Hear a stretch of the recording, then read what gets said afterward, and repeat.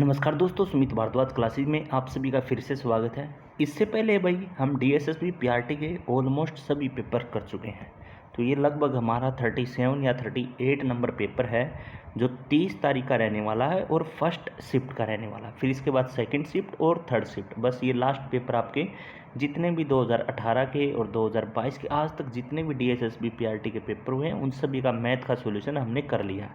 जिस बच्चे ने बैच नहीं ले रखा वो भी ले सकते हैं। तो चलिए आज के हम अपने सॉल्यूशन पर आते हैं। और अब तक आपने एक चीज़ देखी कि 2022 में जो भी पेपर आए हुए थे मैथ का लगभग सेम पैटर्न पे था।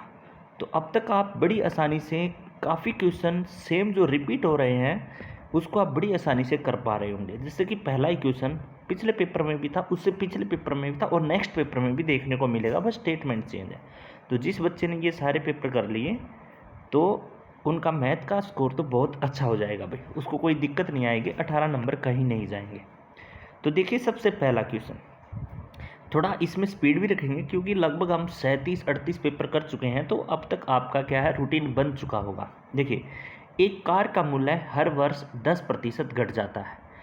10% का मतलब क्या है, मैंने आप सभी को बताया था। 10% का मतलब क्या होता है, 1/10। ठीक है, तो इस 10 में से एक घट गया, कहने का मतलब क्या है, 9/10। मैंने आपको एक चीज़ और बताई थी, जो ये नीचे वाला नंबर होता है ये फिक्स होता है, या ये बोल सकते हैं ये टोटल था और कम होने के बाद 9 रह गया। अगर यहाँ पर बोलता 10% बढ़ जाता है तो 9 की जगह क्या आ जाता, 11 आ जाता, क्योंकि 10 पे 1 बढ़ गया। ठीक है, तो इस प्रकार से नीचे वाला तो क्या रहेगा, फिक्स रहेगा। कोई कमी होगी, वृद्धि होगी, वो किस वाले में रहेगा, ऊपर वाले में रहेगा।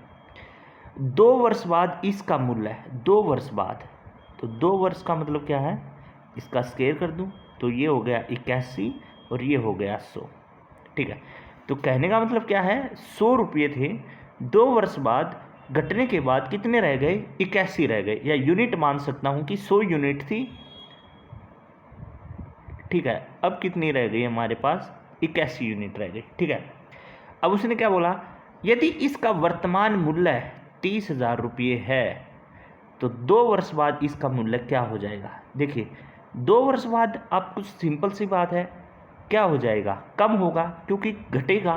तो इसका वर्तमान मूल्य कितना है, 30,000 रुपये है। 2 वर्ष बाद घट के कितना हो जाएगा, देखो 2 जीरो से 2 जीरो गया, कितने गुना हो जाएगा, 300 गुना हो जाएगा। तो 81 का 300 गुना क्या है हमारा, कितना हो जाएगा, 24,300 जो है हमारा राइट आंसर आ जाएगा। ठीक है, ये हमारा वर्तमान मूल्य है। तो इस प्रकार से इस सवाल को बड़ी आसानी से कर सकते थे।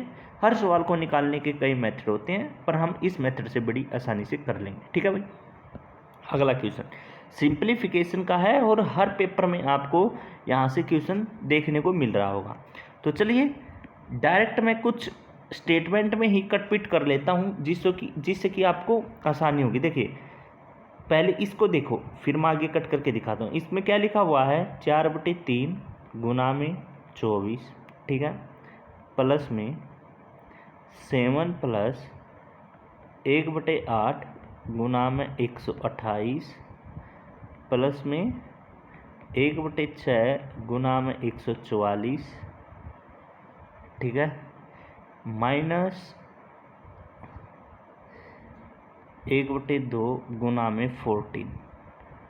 तो बताइए क्या होगा। ठीक है भाई, तो बड़ी आसानी से इसमें क्या हम कट कर लेंगे। देखिए ये कितने पे जाएगा, 8 पे जाएगा, तो ये कितना बच गया, 8 चौक 32 प्लस, ठीक है, तो यहाँ पर क्या हो जाएगा, 7 प्लस ये भी कट हो जाएगा, 8 एकम 8, ठीक है, 8 6 48, कितने पे जाएगा, 16 पे। तो 16 ही गुना 1 से करूँगा तो कितना हो जाएगा, 16। देखो 16 ही गुना 1 से करूँगा, फिर प्लस ये इस पे कट हो जाएगा, 6 दूनी 12 और 6 चौके 24, कितने पे जाएगा, 24 पे। तो 24 एकम 24 हो जाएगा, माइनस ये कितने पे जाएगा, 7 पे। तो ये कितना हो जाएगा, 7। क्लियर, समझ में आया। तो ये कितना हो गया, 32। 7 में से 7 गया, माइनस प्लस का, तो 16 प्लस 24 कितना होता है, 40 होता है। तो 40 और 32 कितना हो जाएगा, 72 हो जाएगा। तो राइट आंसर हमारा कितना आ जाएगा, 72 जो है हमारा राइट आंसर आ जाएगा। बेसिक क्वेश्चन था सिंप्लीफिकेशन का, सभी बच्चे कर सकते हैं। अगला क्वेश्चन जो कि इजी है। एक कक्षा में 30 लड़के और 20 लड़कियां हैं, ठीक है भाई। एक कक्षा में 30 लड़के, ठीक है, और 20 लड़कियां हैं। कक्षा में लड़कों की औसत आयु 12 वर्ष है, 12 3 36 360 है, मतलब कि टोटल। और कक्षा में लड़कियों की औसत आयु 16 है, मतलब कि 16 3 32 320 है। तो पूरी कक्षा की औसत आयु क्या है? देखिए टोटल स्टूडेंट कितने हैं, 30 और 20 50 हैं। टोटल कितनी हो गई ये हमारी 680 हो गई। तो पूरी कक्षा का औसत क्या आ जाएगा, इसको कट कर देंगे तो 3.6 और 13.6 जो हमारा पूरी कक्षा का औसत आ जाएगा। तो राइट आंसर क्या हो जाएगा, 13.6 जो हमारा राइट आंसर हो जाएगा। ठीक है भाई। अगला क्वेश्चन मैं पहले भी बता चुका हूँ, मेंसुरेशन के जितने भी क्वेश्चन हैं वैसे इजी आ रहे हैं। आपको फॉर्मूले याद करने पड़ेंगे, लगभग 37 पेपर से कहता आ रहा हूँ। जिस बच्चे को फॉर्मूले याद है वह मिनटों में कर सकता है, जिसको फॉर्मूले याद नहीं है वो नहीं कर सकता। देखिए वर्ताकार मैदान की त्रिज्या एक वर्गाकार मैदान की भुजा के बराबर है। ठीक है, एक वर्ताकार है उसकी त्रिज्या, देखिए एक वर्ताकार मैदान है और एक वर्गाकार मैदान है, इनकी त्रिज्या क्या बोली, इसकी त्रिज्या और उसकी भुजा के बराबर है। मैं मान के चल लेता हूँ, लेट कर लेता हूँ, मैंने ए मान लिया। ठीक है, क्यों? क्योंकि इसकी रेडियस ए हो गई, ठीक है, और इसकी साइड ए हो गई, मैंने मान लिया क्योंकि ये दोनों बराबर है ना, तो इक्वल हो गए, तो ये मैंने मान लिया। क्लियर भाई। फिर उसने क्या बोला, यदि वर्ताकार मैदान के क्षेत्रफल और वर्गाकार मैदान के क्षेत्रफल के बीच का अंतर, सबसे पहले एरिया। अब सर्कल का एरिया क्या होता है आपको फॉर्मूला पता होना चाहिए। देखिए एरिया का फॉर्मूला होता है सर्कल का, आप सभी को पता है, पाई आर स्क्वायर। और स्क्वायर के फॉर्मूला, एरिया का फॉर्मूला क्या होता है, ए स्क्वायर, भुजा गुना में भुजा। ठीक है, अब उसने क्या बोला, अगर इनके बीच का डिफरेंस, कहने का मतलब क्या है, pi r square minus a square, इनके बीच का डिफरेंस 105 स्क्वायर मीटर दिया है, तो वर्ताकार क्षेत्र का परिमाप क्या होगा। अब परिमाप का फॉर्मूला भी पता होना चाहिए, इसका परिमाप का फॉर्मूला होता है 2 पाई आर। क्लियर, तो निकाल लेंगे, बड़ी आसानी से निकाल सकते हैं। देखो लिखूं, पाई 22/7, आर स्क्वायर मतलब रेडियस, रेडियस हमने क्या मानी थी, ए, तो ए का स्क्वायर, माइनस साइड स्क्वायर, देखो ये इसका ए हमने ए ही मान रखी है साइड, तो इसका भी ए का स्क्वायर, ये किसके बराबर है, 105 के बराबर है। मैं ए को कॉमन निकाल सकता हूँ, मैंने ए कॉमन निकाल लिया भाई। ठीक है, तो अंदर क्या बच गया, 22/7 बच गया और -1 बच गया, ये किसके बराबर हो गया, 105 के बराबर हो गया। इस प्रकार से ए का स्क्वायर के हम वैल्यू निकालेंगे तो कितना आ जाएगा, 49। देखो ये एलसीएम लेके सोल्व करोगे तो कितना आ जाएगा, 49 आ जाएगा। ठीक है भाई, तो ए स्क्वायर इज इक्वल टू 49 और ए की वैल्यू कितनी आ जाएगी, 7। तो ए की वैल्यू हमारी कितनी आ गई, 7 आ गई। ठीक है, ए की वैल्यू 7 का मतलब क्या है भाई, जो रेडियस है वो हमारी कितनी आ गई, 7, क्योंकि ए हमने क्या माना था, रेडियस भी माना था सर्कल के अंतर्गत, और देखो यहाँ पे स्क्वायर के अंतर्गत साइड भी ए थी और ये दोनों इक्वल है, तो इसकी रेडियस भी ए थी, तो रेडियस कितनी आ गई, 7। तो इसमें पुट कर दो 2 पाई आर 22/7, आर हमारी कितनी आ गई, 7, 7 से 7 गया, 22 दूनी कितना आ गया, 44। तो इसका परिमाप कितना आ गया, 44 जो है इसका परिमाप आ गया। ठीक है, कितनी आसानी से कर सकते थे, बस हल्के ही फॉर्मूले पता होने चाहिए मेंसुरेशन में, फिर तो आपकी कैलकुलेशन है, और इतने पेपर करते आ रहे हैं तो कैलकुलेशन तो लगभग ठीक हो ही गई होगी हर बच्चे की। अगला क्वेश्चन है कि नीचे दिए गए ग्राफ में 9वीं और 10वीं कक्षा में 6 छात्र हैं। ठीक है, कक्षा 9वीं में रोस और रेचल के बाहर के योग का, कक्षा 10वीं में मोनिका और बीबी के बाहर के योग का अनुपात। ठीक है, कक्षा 9वीं में एक रोस लड़का है और एक रेचल लड़का है, इनका योग देखना है। ठीक है, 9वीं कक्षा को हमने नीले से दर्शाया गया है तो 9वीं कक्षा में रेचल है 48 और रोस है 72 और 48 120, तो इनका योग आ गया भाई 120। ठीक है। इसी प्रकार कक्षा 10वीं में मोनिका और फिबी, मोनिका का कितना हो गया 82 और इसका कितना हो गया 58, तो 90 और 50 कितना आ गया 140। तो इनका अनुपात बताना 2:12, 2:7, 2:14, मतलब कि 6:7 जो हमारा राइट आंसर आ जाएगा। तो इजी था, ये तो हर बच्चा कर सकता था। अगला फिर सिंप्लीफिकेशन का है, लगभग हर बच्चा ऑलमोस्ट इस क्वेश्चन को कर सकता है, तो मैं मान के चलता हूँ कि हर बच्चा इसको कर लेगा। देखिए इजी है, 5 × 15 हो जाएगा, प्लस में 11 × 73 हो जाएगा, माइनस में 4 और 18 - 76 प्लस। ठीक है।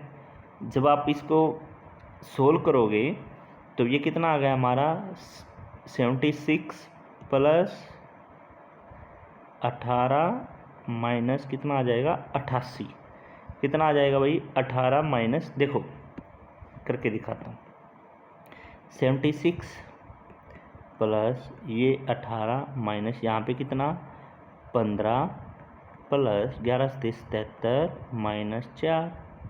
ठीक है। तो 76 प्लस 18 माइनस ये कितना हो जाएगा, ये 15 प्लस 73, ठीक है, माइनस 4, तो 11, 77 प्लस 11 कितना हो जाएगा 88 हो जाएगा। ठीक है। तो अब यहाँ पे कितना आ जाएगा, तो 76, 88 माइनस, तो ये आ जाएगा हमारा 6, कितना आ जाएगा भाई 6 आ गया, क्या आ गया 6 आ गया। तो अब क्या कर लेंगे, बोथ साइड स्क्वायर कर लेंगे, बोथ साइड स्क्वायर। ठीक है। बोथ साइड स्क्वायर का मतलब क्या है, क्योंकि इक्वल में यहाँ पे देखो ध्यान से क्या दे रखा है उसने, देखो यहाँ पे रूट दे रखा है, तो रूट को भी तो सोल्व करना पड़ेगा ना। रूट को देखो, देखो इस साइड 6 आ गया, उस साइड रूट दे रखा है, इसमें क्या आएगा, तो इस रूट को कट करने के लिए मैंने क्या किया स्क्वायर कर लिया। तो स्क्वायर करने का मतलब क्या है 6 का स्क्वायर और इसका स्क्वायर हो जाएगा। तो इससे मान के चलो मैंने इसके नीचे a मान ली वैल्यू, कोई भी फॉर एग्जांपल a मान ली, तो इस स्क्वायर से ये रूट कट जाएगा। ठीक है। तो ये कितना आ गया 36 = a, तो राइट आंसर कितना हो जाएगा 36। बस ये ध्यान रखना था आपने, क्योंकि रूट को कट करना था, बाकी तो ईजी था। तो इस प्रकार से हम इस सवाल को कर सकते थे भाई। अगला क्वेश्चन ईजी है, हर बच्चा कर सकता है। देखिए, यदि, क्योंकि सेम रिपीट हो रहे हैं, लगभग पिछले पेपर में भी सेम ही थे। यदि वर्तमान में भूमि और सोम की आयु का अनुपात 7:3 है, ठीक है भाई, वर्तमान के अंतर्गत बोल रहा है, 7:3 है, और 4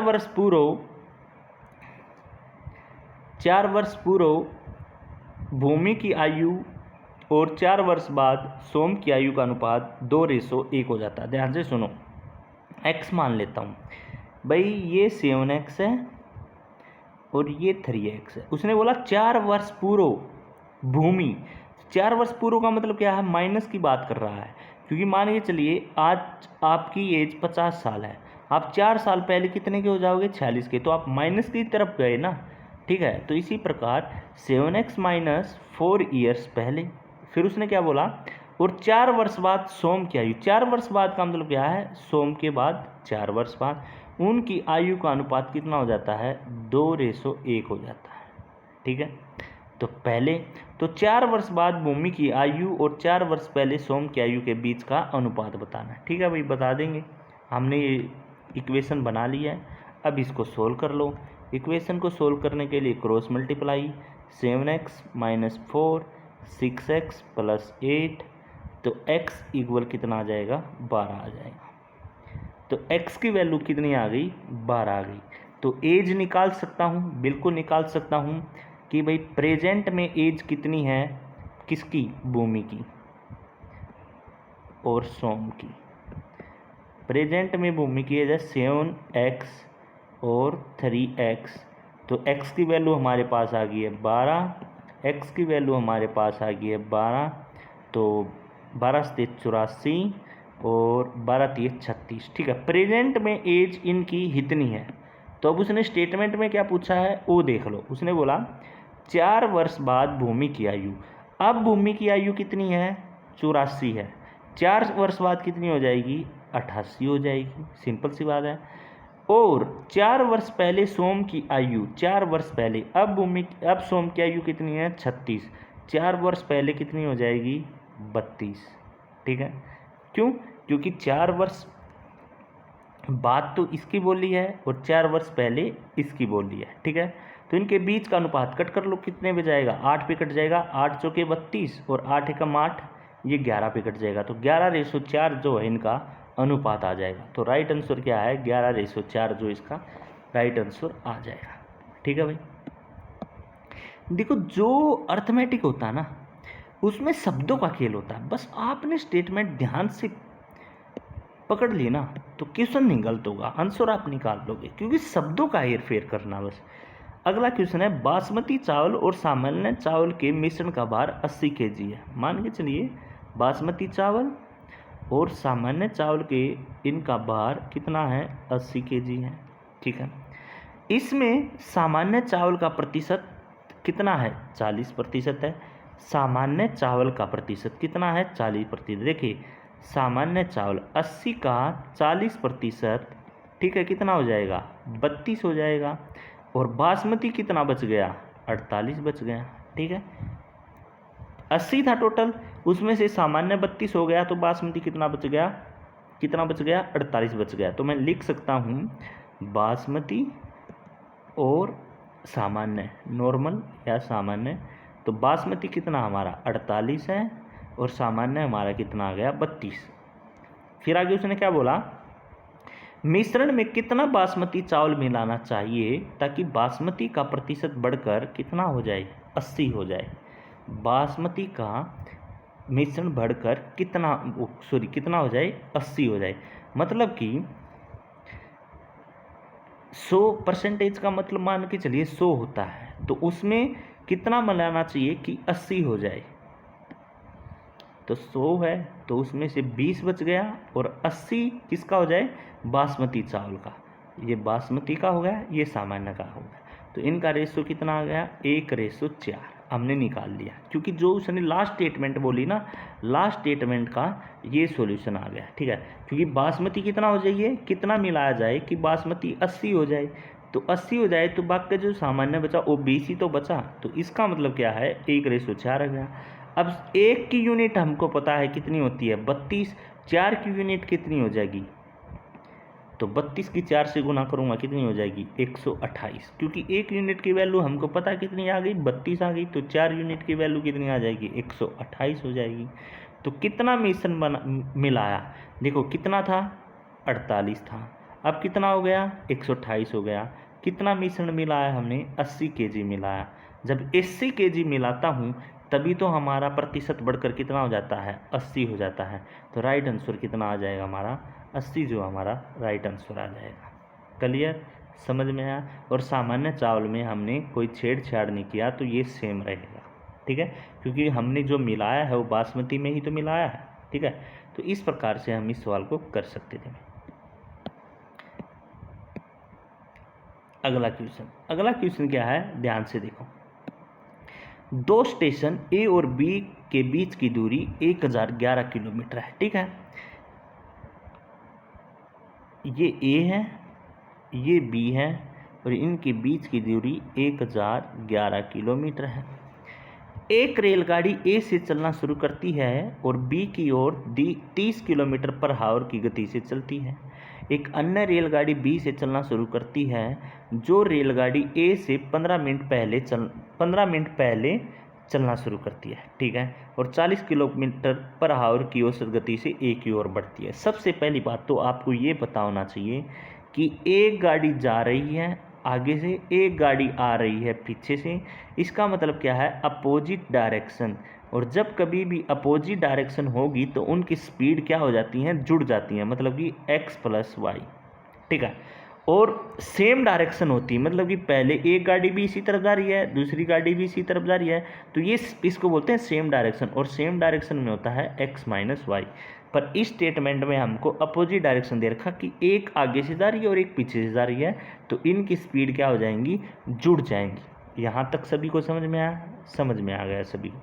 अब देखो उसने ए की स्पीड कितनी बताई, ध्यान से सुनो। ए चलना शुरू करती है बी की ओर कितने की स्पीड से, 30 किलोमीटर पर आवर की स्पीड से चलना शुरू करती है, ठीक है। ए की स्पीड तो इसने क्लियर दे दी। अब उसने क्या बोला, एक अन्य रेलगाड़ी बी से चलना शुरू करती है जो रेलगाड़ी ए से 15 मिनट पहले चलना शुरू करती है 40 किलोमीटर पर आवर की स्पीड से। अब देखो बी रेलगाड़ी है 40 किलोमीटर पर आवर की स्पीड से कितनी मिनट पहले, 15 मिनट पहले। 15 बटे क्या लिख दूं, 60, 15 एकम 15, 15 चौके 60, तो ये कितने पे जाएगा 10, तो ये कितना आ गया 10। कहने का मतलब क्या है 10, कि उसने 15, देखो बेसिक सी बात थी यहाँ पे, ध्यान से सोचने की बात नहीं है। 40 किलोमीटर जो स्पीड दी है उसने, ये 1 घंटे की दी है, 1 आवर। पर उसने बोला है 15 मिनट पहले चली। जब तक पहली रेलगाड़ी नहीं चली थी तब कौन सी रेलगाड़ी चल रही थी, ओनली दूसरी रेलगाड़ी चल रही थी। कितनी मिनट पहले, 15 मिनट। तो जो उसने 15 मिनट में डिस्टेंस कवर किया वो कितना किया, 10 किलोमीटर किया। टोटल डिस्टेंस कितना था, देखो टोटल डिस्टेंस कितना था, 1011। जब दूसरी रेलगाड़ी ने चलना शुरू किया, जब पहली रेलगाड़ी ने चलना शुरू किया तब दूसरी रेलगाड़ी कितने किलोमीटर चल चुकी थी, 10 किलोमीटर चल चुकी थी। तो कहने का मतलब क्या है, जब पहली और दूसरी रेलगाड़ी एक साथ चलेंगी तब हमारे पास डिस्टेंस कितना बचेगा, 1001 बचेगा। समझ में आया? समझ में आ गया सभी बच्चे को? ध्यान से सुनो फिर बताता हूँ। भाई कोई भी बच्चा मान के चलिए 100 किलोमीटर का डिस्टेंस है। ए व्यक्ति, मैं बेसिक बता रहा हूँ, ए व्यक्ति सुबह 6 बजे चलता है और बी व्यक्ति 5:45 पर चलता है। तो कहने का मतलब क्या है, बी व्यक्ति ए से 15 मिनट पहले चला, तो जब ए ने चलना शुरू किया होगा, मतलब कि जब 6 बजे होंगे तब तक बी ने कुछ न कुछ तो डिस्टेंस कवर किया होगा ना। तो वही चीज़ यहाँ पे है कि जो ये 15 मिनट चला है, वो जब ए व्यक्ति की बारी आई चलने की, तो जो बी 15 मिनट चला है तो उसने कुछ न कुछ तो डिस्टेंस कवर किया होगा ना। हाँ, कितना किया है उसने, 10 किलोमीटर किया। तो अब हमारे पास कितना शेष बच गया, 1001 हमारे पास डिस्टेंस शेष बच गया। अब दोनों मिलके इसको कवर करेंगे, तो दोनों मिलके कवर करेंगे तो अपोजिट डायरेक्शन मैंने बता रहा। एक की स्पीड कितनी है, एक की स्पीड 30 किलोमीटर पर आवर है, दूसरे की स्पीड कितनी है, 40 किलोमीटर पर आवर है, तो दोनों की स्पीड 70 किलोमीटर पर आवर है। तो 1001 को 70 से डिवाइड करेंगे तो कितने समय लेंगे, 14.3 समय लेंगे। ठीक है, क्लियर? तो दोनों रेलगाड़ियाँ ए से कितनी दूर मिलेंगी, ए से कितनी दूर मिलेंगी, ठीक है, आपको ये बताना है।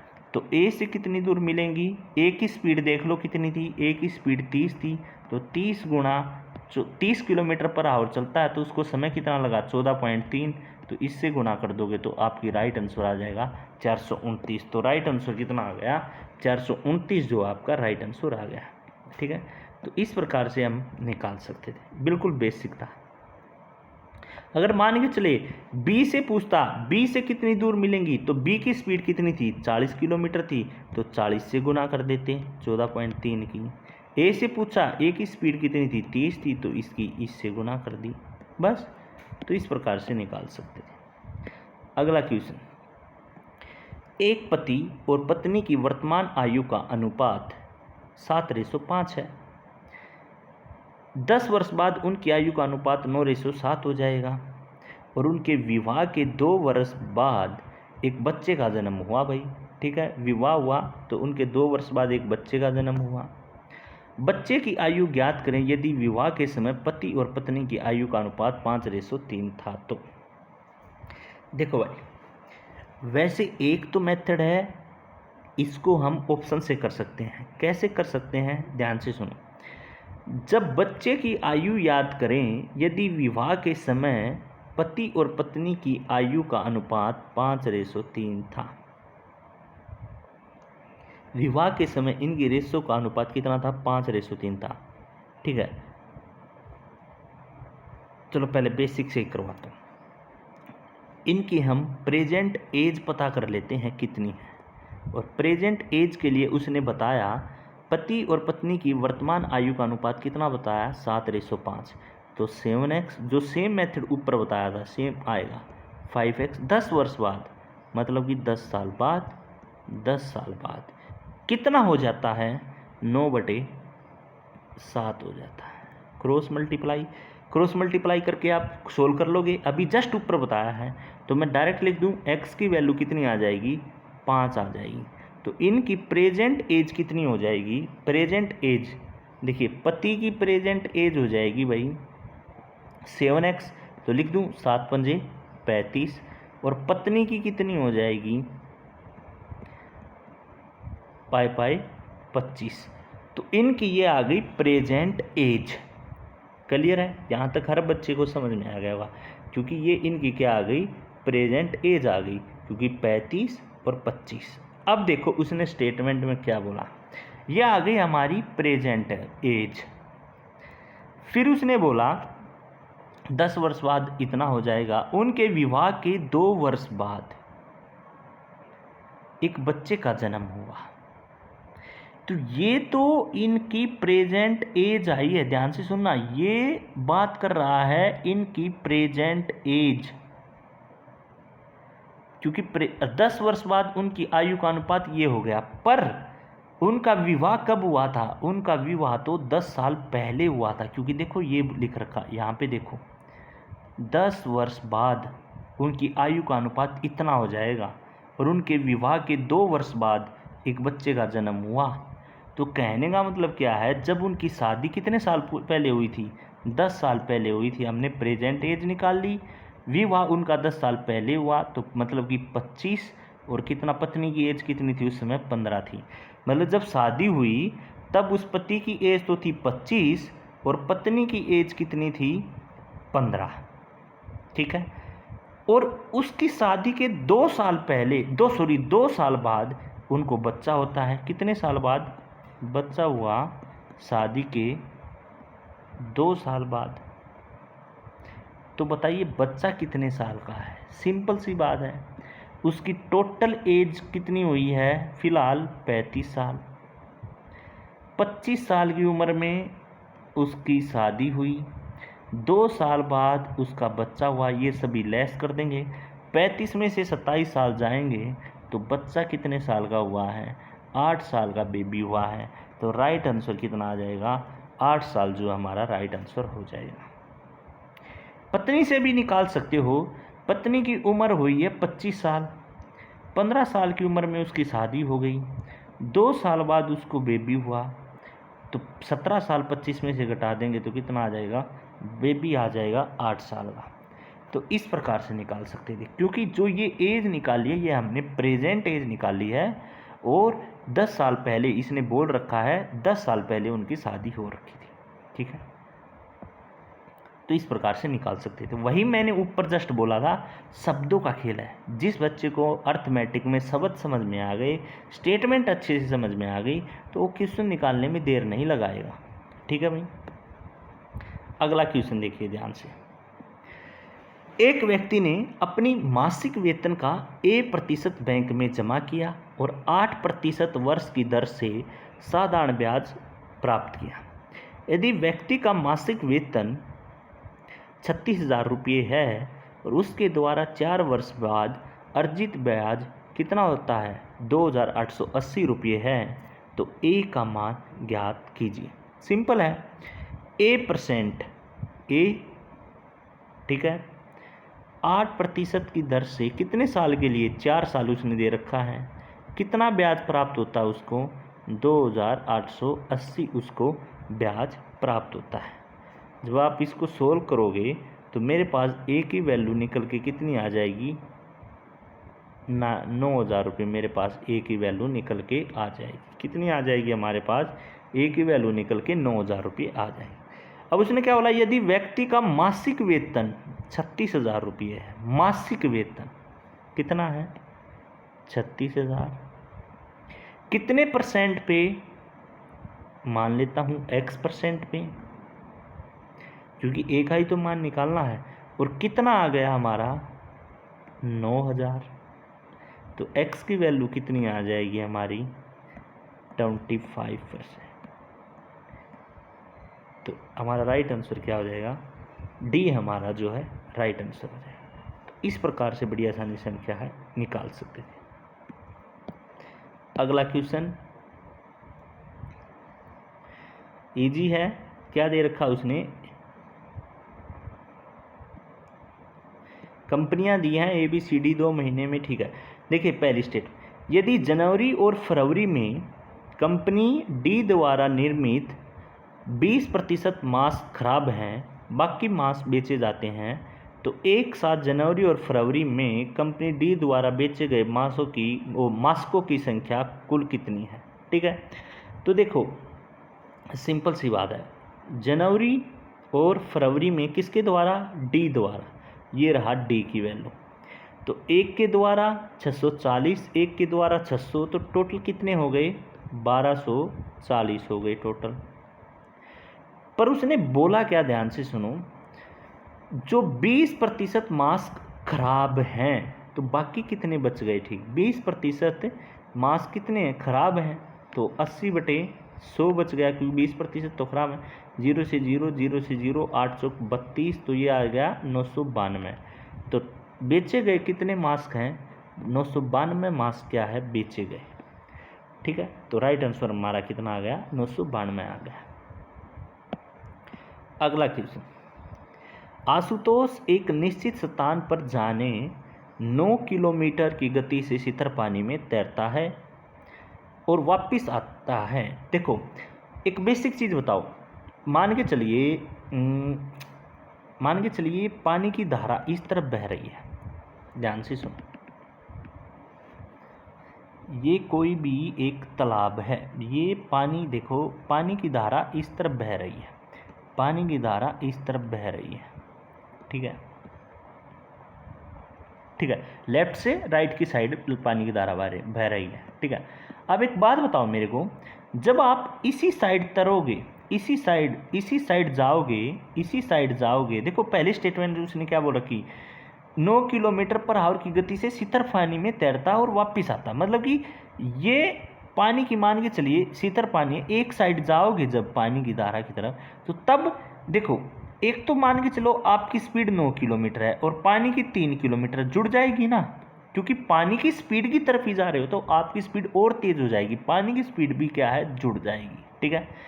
एक आप इसके अपोजिट आओगे, पानी बह रहा है इस तरफ और आप चल रहे हो वापस आ रहे हो, उल्टे आ रहे हो, तो आपकी स्पीड इतनी है, पर जो पानी की स्पीड है वो आपकी स्पीड को कम कर रही है, तो वो कितना हो जाएगा 6। वही चीज़ इसमें बता रखी है, ठीक है।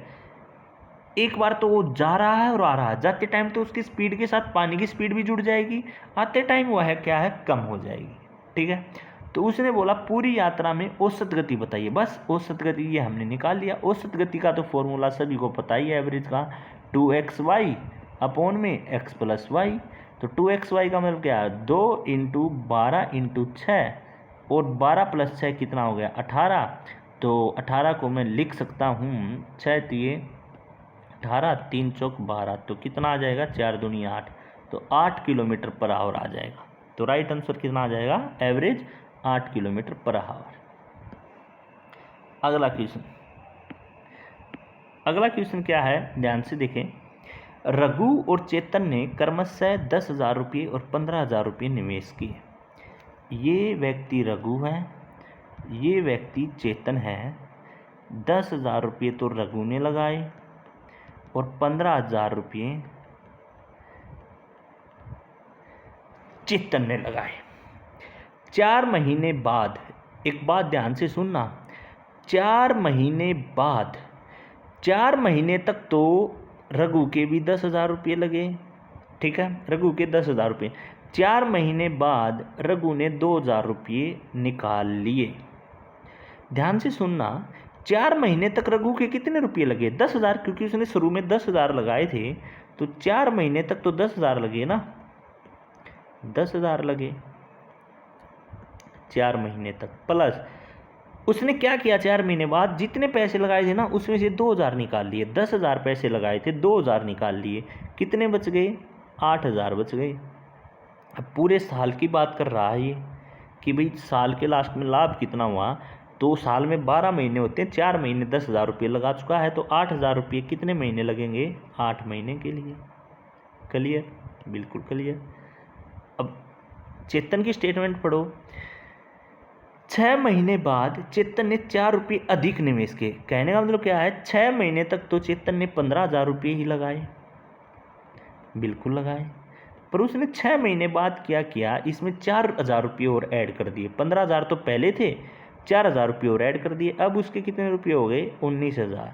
और ये कितने महीने तक लगाए उसने? 6 महीने तक। और क्यों? क्योंकि साल की बात कर रहा, साल में 12 महीने होते हैं, 6 महीने तो पहले लग चुके थे, 6 महीने अब ये बचे। बस अब इनका रेशो निकाल लो। अब आप इनका रेशो निकालोगे तो 10,000 का 40,000 और 8 8 64, तो ये लगभग 40 और 64 आ गया 1,04,000, 1,04,000। ठीक है, तो 15 छक्के 90 और 19 800, ये आ गया 2,04,000। ठीक है, तो 3 0 से 3 0 और ये 26 और ये कितना आ जाएगा? क्या, ये इनका रेशो आ गया। ठीक है, तो उसने क्या बोला, रघु ने वार्षिक में 1,040 रुपये का लाभ प्राप्त किया। तो कहने का मतलब क्या, 26 यूनिट कितने के बराबर है? 1,040 लाभ के बराबर है। मतलब कि कितने गुना हो गया? 40 गुना हो गया, क्योंकि ये इससे कट जाएगा ना, कितने कटेगा? 40 में, तो इसका भी तो 40 गुना हो जाएगा फिर इसका लाभ। तो क्या उनकी 40 से करोगे तो कितना आ जाएगा? 2,040। तो राइट आंसर कितना हो जाएगा? 2,040 जो हमारा राइट आंसर हो जाएगा। तो बिल्कुल हम आसानी से इस प्रकार से कर सकते थे। ठीक है भाई, अगला क्वेश्चन। अगला क्वेश्चन है, यदि विद्यालय X में उपस्थित छात्रों में 40% लड़कियां हैं और विद्यालय Y में उपस्थित छात्रों में 40% लड़कियां हैं। देखो भाई, इसने X ये है, इसमें 40% लड़कियां हैं और इसमें 40% लड़के हैं, तो विद्यालय X में लड़की और विद्यालय Y पर अनुपात क्या? ठीक है, देखो भाई, इसका टोटल का 40% करो, इसका 40% करो, फिर इसका क्या है? अनुपात निकाल लो। अनुपात का मतलब क्या है? आपस में कटते हैं तो काट दो। बस यही स्टेटमेंट उसने बोल रखी थी, तो ये आप कर लोगे मेरे ख्याल से। अगला क्वेश्चन है, दो संख्याएं 7:5 के अनुपात में हैं और उनका लघुत्तम समावर्तक और महत्तम समावर्तक का गुणनफल 3500 है, तो संख्या का योग क्या है? इजी है, वैसे इसमें लिखने की भी जरूरत नहीं पड़ती। दो संख्याएं हैं, कोई भी दो संख्या मान लो, मैं मान लेता हूँ 7x और 5x हैं और इनका गुणन, एक सेकंड देखो, एक संख्या 7x मान ली, दूसरी संख्या कितनी है? 5x मान ली। ठीक है भाई, लघुत्तम समावर्तक और महत्तम समावर्तक का गुणनफल कितना है? LCM इंटू HCF कितना है? 3500। आप सभी को एक फॉर्मूला पता होगा, LCM into HCF equal first number into second number. तो निकाल लो, ये कितना दे रखा है? ये इसने दे रखा है 3500। संख्या आपके पास है 7x इंटू 5x। बेसिक से करवा रहा हूँ, इतना करने की ज़रूरत ही नहीं थी। 3500, 7 पंजे 35, कितना आ जाएगा? x स्क्वायर, तो ये कितना कट जाएगा? 100। तो x स्क्वायर की वैल्यू 100 आ गई, x की वैल्यू कितनी आ जाएगी? 10, क्योंकि उस तरफ जाके रूट हो जाएगा। तो संख्याएँ हमारे पास कितनी थी? 7x, तो 7x की मल्टीप्लाई 10 से करूँगा तो 70 और 5x की मल्टीप्लाई 10 से करूँगा तो 50। तो इन दोनों संख्याओं का योग कितना हो जाएगा? 120। तो राइट आंसर हमारा कितना हो जाएगा? 120 हो जाएगा। ठीक है, ये तो बेसिक रहा, इसको हम डायरेक्ट भी चेक कर सकते थे। देखो, उसने बोला संख्याओं का योग। देखो, संख्याओं का रेशो मेरे पास दिया हुआ है 7:5, तो इन संख्याओं का रेशो का योग कितना आ गया? 12 रेशो आ गया। कहने का मतलब क्या है? वही आंसर होगा जो 12 का मल्टीपल होगा। क्योंकि रेशो दे रखा है, आगे जाके कोई संख्या निकल के आएगी, इस रेशो के मल्टीपल में ही तो आएगी। कोई भी संख्या निकल के आओ इस रेशो के मल्टीपल में ही तो आएगी 12 के में, क्योंकि दोनों संख्याओं का रेशो इतना बन रहा है तो कुछ भी निकल के आएगा इसमें आएगा। तो डायरेक्ट आपने ऑप्शन उठाना था, तो ए ही ऑप्शन ऐसा था जो 12 से कंप्लीट डिवाइड हो रहा था, तो निकालने की भी ज़रूरत नहीं थी। ठीक है भाई, तो काफ़ी क्वेश्चन ऐसे भी आप चेक कर सकते हो। अगला क्वेश्चन क्या है, कौन सी न्यूनतम संख्या 1736 में से घटानी चाहिए ताकि परिणामी संख्या को 5, 18 और 15 से विभाजित करने पर प्रत्येक स्थिति में शेषफल 7 बचे। प्रत्येक स्थिति में शेषफल कितना बचे? 7। पहली बात तो देखो, इसको एक तो मैं ट्रिक से बताता हूँ और फिर इसका बेसिक बताता हूँ। पहले ट्रिक सुनो ध्यान से, पहले ट्रिक सुनो ध्यान से। ऑप्शन से ऑप्शन उठाना है। जो भी संख्या, ये यहाँ पे लिख देता हूँ ट्रिक, इस प्रकार का क्वेश्चन आए तो देखिए, जो भी संख्या दे रखी है, इसने संख्या दे रखी है 1736। कितनी संख्या दे रखी है? 1736 संख्या दे रखी है। कितना शेषफल बचे? इसमें से कितना घट जाएगा? 7। जो शेषफल बचेगा ना वो हमको क्या करना है? घटाना है। ठीक है, माइनस वो ऑप्शन पुट करके देखना है। मान के चलिए यहाँ पे ऑप्शन 26 पुट कर दिया हमने, मान के चलिए फॉर एग्जांपल हमने यहाँ पे 26 पुट कर दिया, तो इसमें से 26 भी घटाना है। समझ गए? तो 1736 में तो एक तो शेषफल घटा दिया और एक ऑप्शन घटा दिया। ये घटाने के बाद जो भी नंबर आता है वो इन तीनों से कंप्लीट भाग होना चाहिए। ठीक है, इसी प्रकार इसकी जगह 9 रखोगे तो वो कंप्लीट भाग होना चाहिए। इसी प्रकार इसकी जगह 19 रखोगे, मान के चलिए मैंने 19 रख दिया, 19 और 7 कितना हो गया? 26। 1736 में से क्या है, आप 26 घटा दोगे तो कितना बचेगा आपके पास? 1710 बचेगा। कितना बचेगा? 1710। और 1710 तीनों नंबर से भाग हो जाता है। आपको सिंपल पता है, 5 का तो मेथड पता ही है। 5 किससे डिवाइड होगा? जिसके लास्ट में 5 और 0। ठीक है, 18 से भी और 15 से भी। तो 1710 ऐसा है जो कंप्लीट डिवाइड हो जाता है। तो इसका राइट आंसर क्या आ जाएगा? सी। ये तो था ऑप्शन मेथड, ट्रिक का मेथड। भाई आप पेपर में ट्रिक कैसे यूज कर सकते हो, अगर आपको फॉर्मूला याद नहीं आ रहा तो इस प्रकार से आप यूज कर सकते हो। जो न्यूनतम संख्या दी है उसमें से शेषफल घटाओ और ऑप्शन घटा के देखो उठा के, भाई जो ऑप्शन घटाने के बाद कंप्लीट भाग हो जाएगा वो हमारा राइट आंसर आ जाएगा। अब करते हैं बेसिक। बेसिक क्या रहेगा? देखिए, न्यूनतम संख्या लेनी है और इन तीनों से विभाजित करने पर शेषफल इतना बचे। इन तीनों से विभाजित करने का मतलब क्या है? इनका हमने क्या निकाल लेना है? एलसीएम। और 15 का और 18 का और 19, इसका 15 का 18 का और 5 का एलसीएम कितना आ गया? 90 आ गया। हमारे पास संख्या कितनी थी? 1736 ही। एलसीएम कितना आ गया हमारा? 90। तो कितने पे जाएगा ये? एक पे ही जाएगा। 90 कितना हो गया? 836। कितने पे जाएगा? 9 9 निम 81, मतलब कि 810। तो शेषफल कितने बचे हमारे? 26। तो शेषफल हमारा कितना बच गया? 26। ठीक है, तो 1736 में से 26 शेषफल जाएगा तो 1710 जो है ये संख्या आ गई जो हमारी कंप्लीटली क्या हो जाएगी? भाग हो जाएगी। अब उसने क्या बोला? अब ध्यान से सुनो, उसने क्या बोला? जो संख्या आएगी, ये संख्या तो क्या आ गई? ये संख्या वो आई है जो पूरी भाग कर देगी, पर उसने पूरी भाग नहीं चाहिए। उसने बोला हर स्थिति में शेषफल क्या बचे? 7 बचे। तो शेषफल 7 बचे तो इसमें क्या कर देंगे? 7 ऐड कर देंगे, तो 1717। तो पहली संख्या कितनी थी? 1736 माइनस 1717, तो राइट आंसर कितना आ जाएगा? 19। तो हमारा राइट आंसर कितना हो जाएगा? 19। तो कहने का मतलब क्या है? 19 घटाने पर। ठीक है, तो वह संख्या प्रत्येक स्थिति में कितना बच जाएगा? 7 बचेगा। तो इस प्रकार से हम निकाल सकते थे। तो आपको मैंने ट्रिक का भी मेथड बताया और बेसिक भी मेथड बताया, जो सा आपको ठीक लगे उससे आप कर सकते हैं। अगला है, कमल एक कार्य को 18 दिन में कर सकता है। ठीक है। कमल एक कार्य को कितने दिनों में कर सकता है? 18 दिन में कर सकता है। कमलेश उसी कार्य को 36 दिनों में कर सकते हैं। उन्होंने कार्य शुरू किया और 6 दिनों के बाद सुनील उनके साथ जुड़ गया। ठीक है, जो उसी पूरे कार्य को 6 दिनों में पूरा कर सकता है।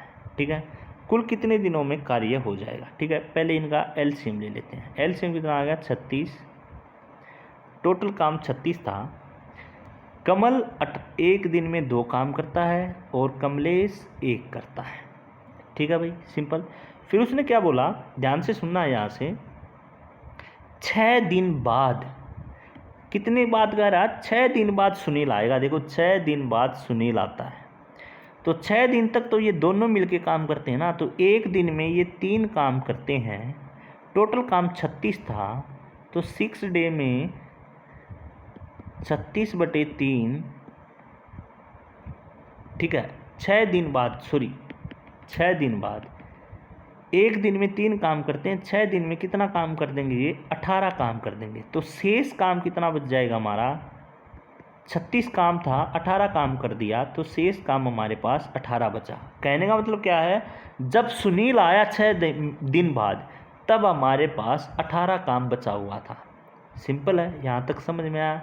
जब सुनील आया हमारे पास, तब हमारे पास 18 काम बचा हुआ था। क्लियर?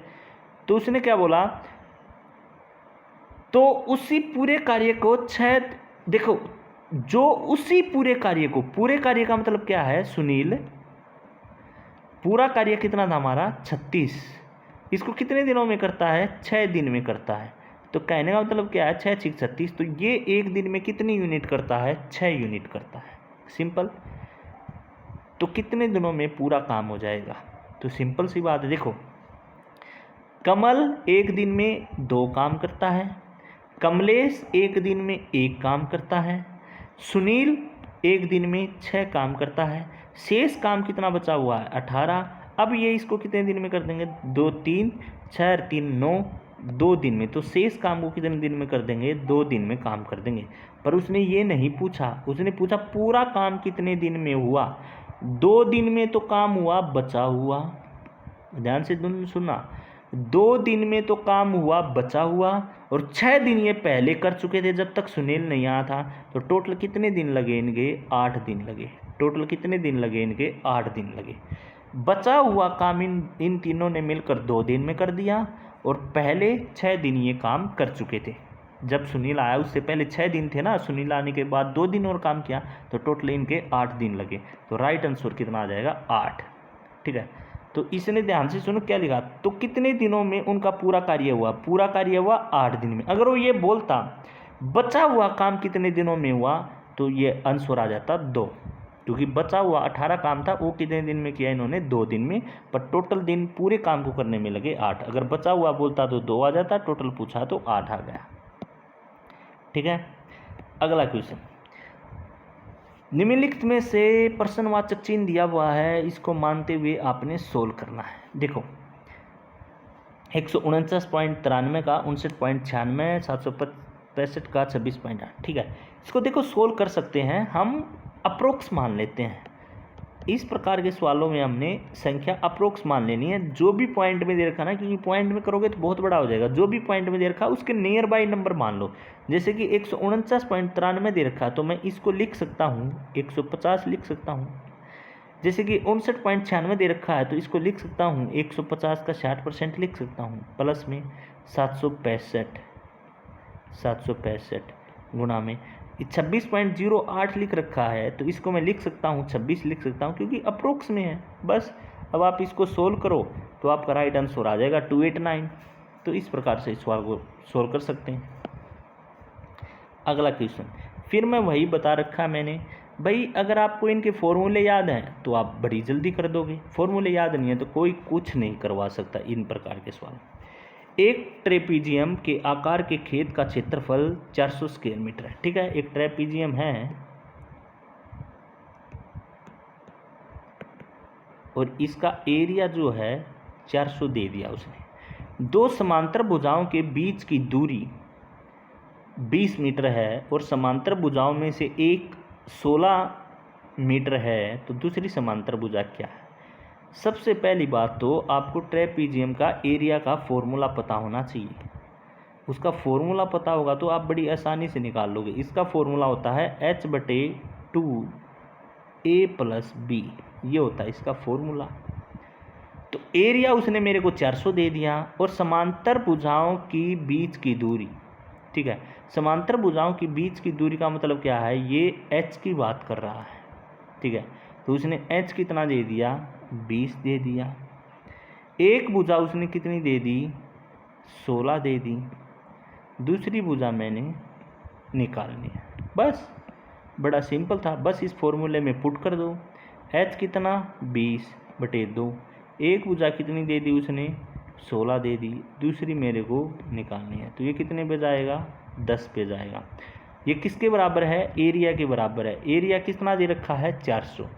तो ये कितना आ जाएगा, 10 की गुना करूँगा 160, 10b कितने बराबर 400। ये उस तरफ जाके माइनस का हो जाएगा, 400 में से 160 जाएगा तो 240 हो जाएगा। तो 10b किसके बराबर हो जाएगा, 240। 0 से 0 चला जाएगा तो दूसरी भुजा कितनी आ जाएगी, 24 आ जाएगी। तो राइट आंसर कितना हो जाएगा, 24 मीटर हो जाएगा। तो इस प्रकार से इन सवालों को कर सकते थे भाई। इस प्रकार से हमने ये सवाल पेपर किया। बाकी हम मिलते हैं नेक्स्ट पेपर में। धन्यवाद दोस्तों।